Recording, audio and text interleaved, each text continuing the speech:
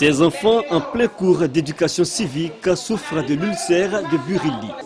Dans ce centre spécialisé logé au sein du service dermatologie du CHU de Treichville, ils essaient de rattraper le temps de cours perdu du fait de la maladie.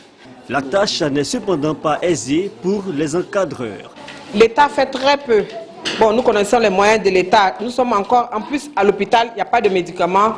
Allez voir s'ils pouvaient nous donner des feuilles, c'est vraiment difficile. Le petit Assémian, 4 ans, la plaie désormais cicatrisée, a, selon sa mère, su tirer profit de son passage au centre d'éveil. Nous allons à faire du bien parce que maintenant je suis venu, il comprend français, il sait écrire un peu.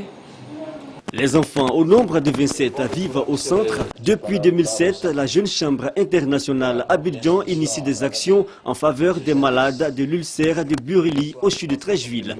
Près de 100 malades que nous avons recensés, il y avait près de 80 à 90 enfants. Et les années qui suivaient, c'est à peu près le même ratio.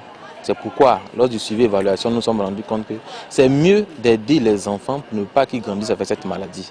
Nourriture, vêtements et surtout des médicaments. Chaque fois qu'il y a une rupture de médicaments, c'est-à-dire les antimycobactériens, la rifampicine, il y a de nouvelles lésions qu'on appelle de nouveaux foyers qui apparaissent. Ce bras-là, il y a plusieurs foyers, on peut les compter. Il y a eu même jusqu'à une complication osseuse. Vous voyez la carte au doigt. C'est la maladie qui a provoqué la chute du 3e doigt.